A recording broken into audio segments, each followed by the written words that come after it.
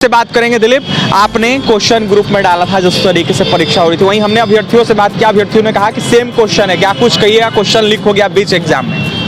देखिए, हमारे पास करीब लगता है 11:15 बजे के आसपास आया था, जिसको कि हमने आर्थिक अपराध इकाई और समस्त मीडिया बंधुओं को भेज दिया। हालांकि हमको भेजने में थोड़ा समय लगा, क्योंकि मोबाइल से सेंड नहीं हो रहा था, नेटवर्क उस समय वहाँ पे काम नहीं कर रहा था, तो हमको थोड़ा सा अलग जाके करना पड़ा। तो 11:30 बजे के करीब हमने आर्थिक अपराध को और मीडिया बंधुओं को भेज दिया है। और जब एग्ज़ाम ख़त्म हुआ है तो हम भी सेंटर पे आए हैं, EN कॉलेज, तो वहाँ स्टूडेंट्स को जब दिखाया गया है क्वेश्चन, हमने दिखाया तो बोल रहे हैं वो लोग कि क्वेश्चन तो इसमें दिया नहीं जाता है बाहर लाने के लिए। तो स्टूडेंट ने ही कंफर्म किया कि हाँ ये क्वेश्चन पूछा गया है, यानी कि हूबहू मैच कर गया है जिस तरह BPSC का हुआ था 67वीं का। तो ये बड़े दुर्भाग्य की बात है, इतनी ठंड में 300-400 किलोमीटर दूर जो है चप्पल पहन के स्टूडेंट को एग्जाम देने के लिए जाने के लिए मजबूर किया गया। उसके बाद पेपर लीक हो गया। हमने पहले ही BSSC को भी सूचना दिया था कि ऐसी घटना हो सकती है, आप लोग सतर्क रहिए। उसके बावजूद भी इस तरह की घटना हो गई तो बड़ी दुखद बात है। लाखों स्टूडेंट्स के भविष्य से ये खिलवाड़ हो रहा है। दिलीप जी, आपको सूचना कैसे मिली थी? आपके पास यह क्वेश्चन कैसे पहुंचा? देखिए, मेरे पास जब भी कुछ होता है ना तो कोई ना कोई भेज देते हैं। तो ये तो हम सार्वजनिक नहीं कर सकते कि किसने भेजा। ये तो भाई मतलब एक तरह से समझिए कि प्रशासन को हम बता सकते हैं, पुलिस को बता सकते हैं, जो जांच का विषय है। अब वो जिसने मुझे भेजा उसके पास कब आया, उसको किसने भेजा, ये तो जांच का विषय, ये तो पुलिस अपना काम करेगी, इसमें तो हम नहीं कुछ कर सकते हैं ना। हमने तो अपना एक जिम्मेदार नागरिक का फर्ज अदा किया, आर्थिक अपराध इकाई को भेज दिया, CMA को भी भेजे, लेकिन सेंड नहीं हुआ, पता नहीं क्यों।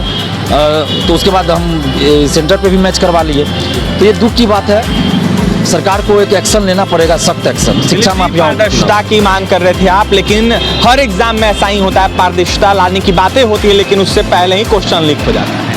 देखिए, BSSC से जाके हमने अध्यक्ष जो है रविंद्र कुमार जी, उनसे कितनी बार हमने मिलने का प्रयास किया ताकि हम उनको सजेशन दे सके कि आप एग्जाम में पारदर्शिता लाइए। लिखित रूप में हमने वहाँ अपना ज्ञापन भी सौंपा मांग से संबंधित कि धांधली ना हो, पेपर लीक ना हो, लेकिन इसके बावजूद भी अध्यक्ष महोदय कभी मिले नहीं हमसे और ना ही इस पर कोई एक्शन लिए। तो ये बड़ी दुख की बात है।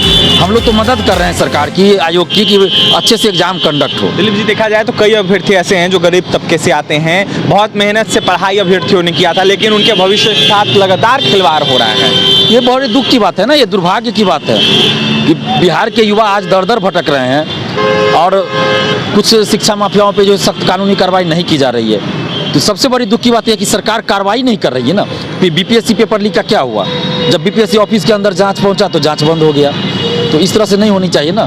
सरकार को सख्त एक्शन लेना पड़ेगा एक बार, तभी ये सब चीज़ रुकेगा। मैंने बार बार इस चीज़ का जिक्र किया है, सरकार से विनती किया कि आप एक बार एक्शन लीजिए, आप एक कानून ला दीजिए कि जो शिक्षा माफिया हैं, जो इस सब मामले में संलिप्त होते हैं, जो स्टूडेंट भी इस तरह का काम कर रहे हैं, वो कभी 10 साल के लिए उस पर प्रतिबंध लगा दीजिए। कुछ इस तरह का कड़ा एक्शन लेना पड़ेगा। 20 साल की सज़ा होनी चाहिए, ये सब सारी संपत्ति जब्त कर ली जाए, इस तरह का प्रावधान होना चाहिए।